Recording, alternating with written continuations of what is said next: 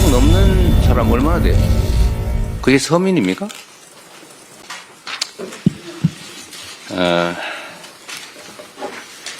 국정협의회 첫 회의가 지난 20일에 있었습니다. 첫 단추가 끼워진 만큼 연금 계획에 대한 합의가 신속하게 이루어지기를 기대합니다. 지난 국정협의회에서 정부와 민주당은 전향적인 입장으로 연금 계획을 타결해 보려고 했는데 국민의힘이 또 고집을 부려서 합의가 되지 못했습니다. 국민의힘의 특기 같기도 하고 그러긴 한데 한번 얘기를 했으면 웬만하면 그 얘기를 지켜야 되지 않습니까? 분명히 작년에 44% 얘기를 했습니다. 국민의힘이.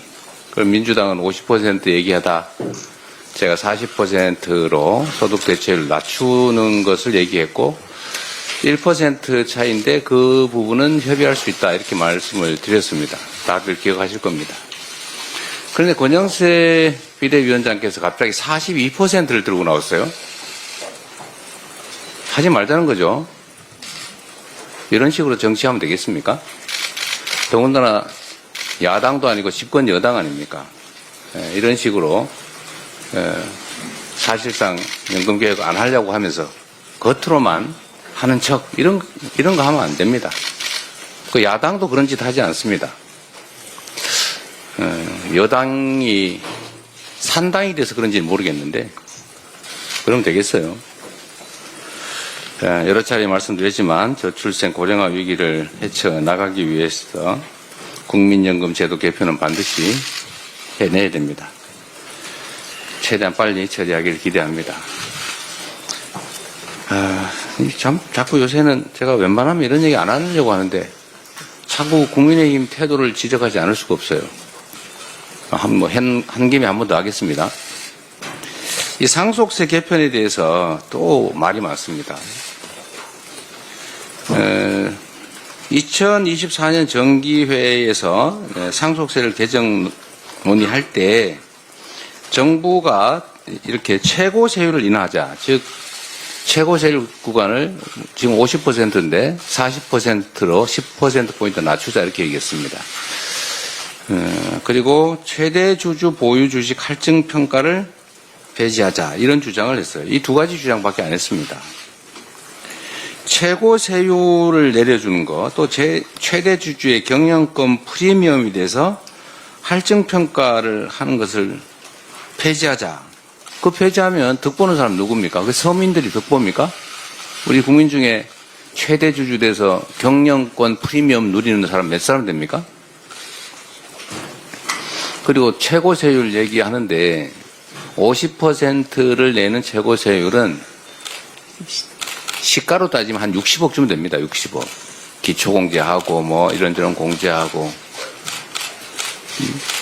60억 넘는 사람 얼마나 돼요? 그게 서민입니까? 지금 민주당은 기초공제 또 일괄공제를 좀 줄이자, 좀 늘리자 그런 겁니다. 28년 전에 5억 해서 합산 10억 아니었습니까? 28년 전에 개발도상국 시절입니다. 근데 지금 그 사이에 집값이 몇 배 올랐어요. 근데 기초공제, 일괄공제 똑같습니다. 그래 어떤 일이 벌어지냐면 부모나 배우자가 이제 사망을 했어요. 세상을 떠났습니다. 그런데 그 부모나 배우자와 함께 살던 집을 상속세를 내기 위해서 떠나야 되는 상황이 지금 발생하고 있어요. 세금을 상속세를 내려니까 집을 팔아야 돼요. 그게 무슨 짓입니까? 비인도적이지 않나요? 이런 걸 좀 고치자고요. 28년 전 기준을 좀 조금만 올리자. 집값은 몇 배 올랐는데 기초공제를 한 2배 정도 이내로 올리자. 그런 얘기 아닙니까? 18억 정도 되는 집은 과세표준 기준으로 18억 정도 되면 세금 없이 상속해서 그 집에 계속 살게 해주자. 합리적이지 않나요? 근데 여기에 왜 딴지를 겁니까? 국민의힘이 딴지를 걸면서 그 얘기 하잖아요, 지금. 최고세율 인하 안 하면 이것도 뭐 동의 못 하겠다. 지금 그런 거 아닌가요? 어디 정책위원장이 어디 갔지? 그죠? 2022년 상속세 부과 기준을 보면 최고 상속세를 낸 사람이 499명이었어요. 그러니까 고습 아, 몇몇 955명이었습니다. 하여튼 955명. 평균 재산 420억. 그 몇몇 사람들 때문에 10%포인트 깎아주자고. 그러면 1,000억 상속받는 사람 100억 세금 더 깎아주는데 그거 안 해주면 그 기초공제, 일괄공제 못 올려주겠다는 거예요. 이런 행패 아닙니까, 이거는? 이건 당이 아니죠. 그러면서도 이게 서민 운운합니다. 그러면서 이 주장하는 저를 보고 무슨 사기꾼, 뭐 인생을 사기로 살았네, 이런 얘기해요. 왜 욕을 합니까? 욕이잖아요. 국민의 삶을 놓고 하는 정책 토론을 하는데 왜 욕을 해요? 이게 집권 여당이 할 짓입니까? 정말 이해가 안 됩니다. 좀 당황을 한 모양이에요. 내란 세력하고 몰려다니다 보니까. 대통령도 이 21세기 선진 대한민국에서 세상에 영구 집권해보겠다고 군정을 하겠다고 군사 쿠데타를 하지 않나. 그런 사람들을 비호하면서 1호 당원 징계도 하지 않고 오히려 쫓아다니잖아요. 동조를 하지 않습니까? 지금 권영세 비대위원장이 아주 대놓고 다시 12월 3일이 오더라도 자기는 계엄 해제 의결을 하지 않겠다. 지금 그렇게 얘기하지 않았어요?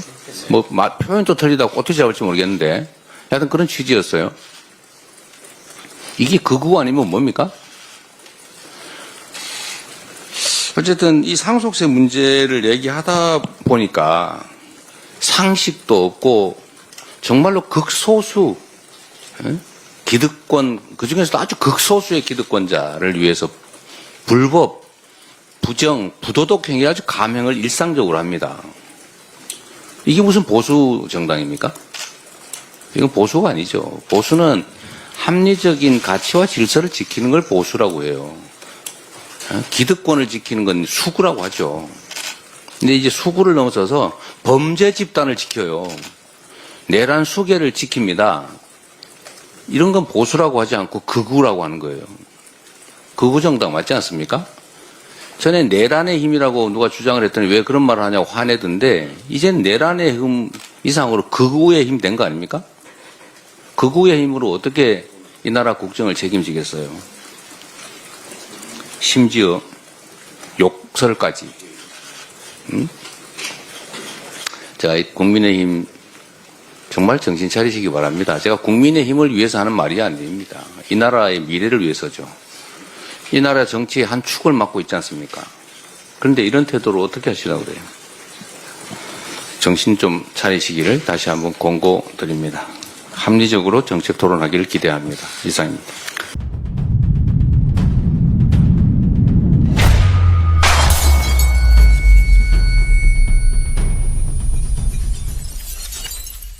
정치 하루 세우고